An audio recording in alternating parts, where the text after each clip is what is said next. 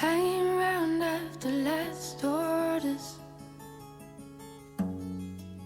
still so far from home. Hi Virgo, welcome to your February 2025 horoscope.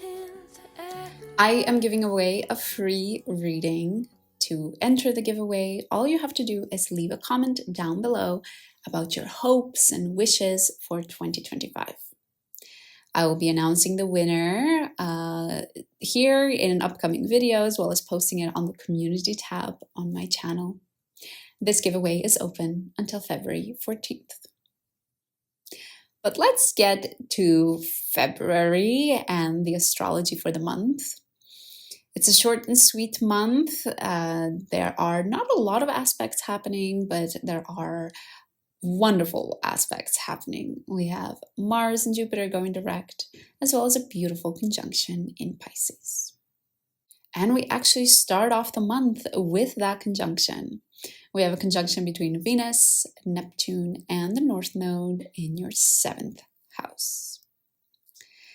This might feel wonderful for your partnerships, Virgo. You might feel like you're finally connecting with your partner in a way that you've never felt before.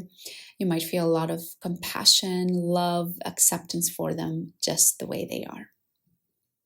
Neptune and the North Node become exactly conjunct a couple of days later on the 6th, so you might find yourself having this general feeling of satisfaction and love in your partnership for about a week from the 1st until the 6th.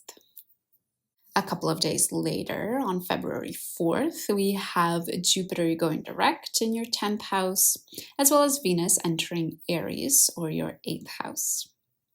Let's talk about Jupiter first. Jupiter has been retrograde in your 10th house for a bit of time now. And with it, you might have felt like opportunities for you to align your public role to who you truly are have maybe been far and few in between. Maybe you have felt like opportunities at your work were just not coming through. But now that Jupiter goes direct, you might find the opposite to be true. It might feel like you are presented with a lot more opportunities at work, and it might feel like there are just more situations, more circumstances coming about where you can really align this career, this public role that you play to be truly aligned or truly reflective of who you actually are as an individual. Then we also talked about Venus entering Aries on this day. Venus will enter your 8th house. So you might find that you are a lot more inspired, a lot more focused on your intimate life, as well as on expressing vulnerability. You might find that when you are vulnerable with your partner, that there's a certain level of beauty, a certain level of doing it with compassion and love and understanding. And honestly, I think it's just a beautiful aspect to have Venus there in your 8th house. Venus doesn't feel very comfortable there because it's the sign of Aries, and even Venus at the beginning of March will go retrograde here in the sign of Aries.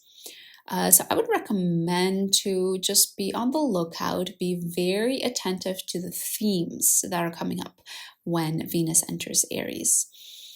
You might find that these are the same themes that are up for consideration when Venus goes retrograde in March. Then on February 9th, we have Mars trining Saturn. This affects your 11th and 7th houses. Mars retrograde in your 11th house might have felt like you've had some frustrations with your goals. You haven't been able to take steps to put them into our reality, steps to achieve them. You've been wanting to save money. You've been wanting to look for a house. You've been wanting to shift careers, but somehow things are just not moving in the direction that you want them to.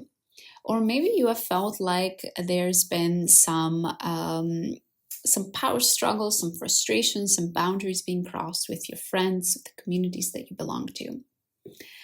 And On this day, during this trine, it's quite interesting because you might find that these frustrations, these struggles in accomplishing your goals might actually be having a positive impact, a supportive impact in terms of your relationship. They might be helping you align and get more clear on what is it that you want in your relationship.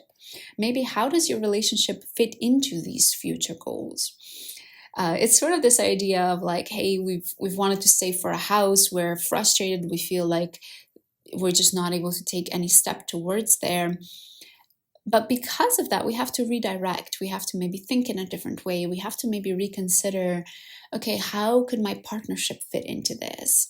How could maybe this part of my life also help me in achieving my goal, help direct me in a different way to still get to that final goal? On February 12th, we have a full moon in Leo in your 12th house. This full moon squares Uranus in your 9th house. So be very careful not to take any irrational, any quick, sudden decisions or actions that you might later regret. More specifically though, because this full moon is in your 12th house, you might find that you're reaping what you sowed when it comes to your spirituality. If you have been lacking in that area, you haven't been taking aligned actions, maybe following spiritual routines that are really not for you, you might find that you are reaping the consequences of that.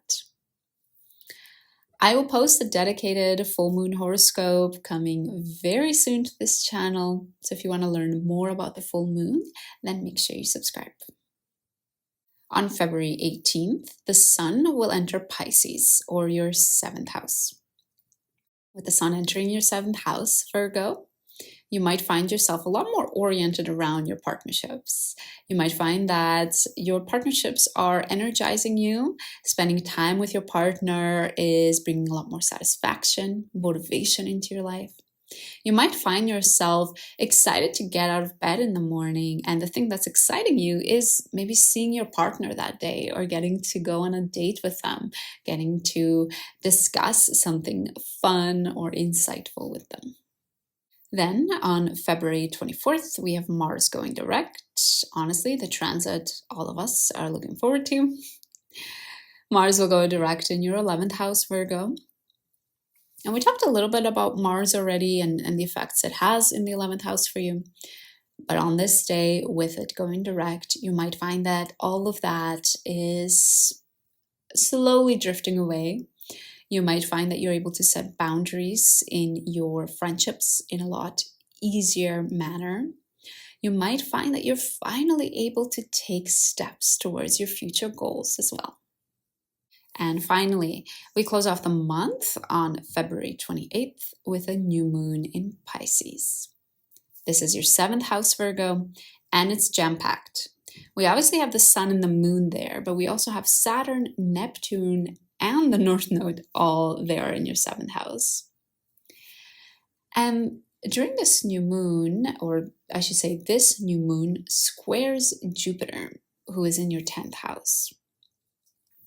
You might find that there are some things happening in your career. Perhaps these opportunities, Jupiter just went direct. You might be getting more opportunities in your career. You might find these opportunities are somehow putting your relationship at attention, or somehow putting maybe your relationship at a crossroads. And with this new moon, you might really need to decide what is this new inspired chapter? What is this new beginning that you want to take in your relationship? How would you like to treat your partner? How would you like to be a better partner? What does a relationship mean to you? How does it work? Or what does a relationship look like for you? And especially because of that square with Jupiter, you might find that maybe your career and everything that's happening there is pulling your attention away. So just something to keep in mind, not saying one is more important than the other. It's always about achieving a balance in our own lives. I will go into more detail about this new moon in a dedicated new moon horoscope video. I will post it a bit closer to February 28th. So if you want to learn more about it, you want to catch that video, then hit that subscribe button. Overall, Virgo, I think February can be quite a pivotal month for you because we do see those angular houses being impacted. Specifically, we talked about your relationship in the 7th house, about your career in the 10th house, and of course, your future goals and your friendships in your 11th house. So definitely very key areas of your life that might be up for consideration in your life. So I do hope you enjoy it, and I do hope you harness this beautiful energy to start something new or to continue in a different and better way. Don't forget to join the free reading giveaway by leaving your comment down below. I'm so excited to read all of your comments.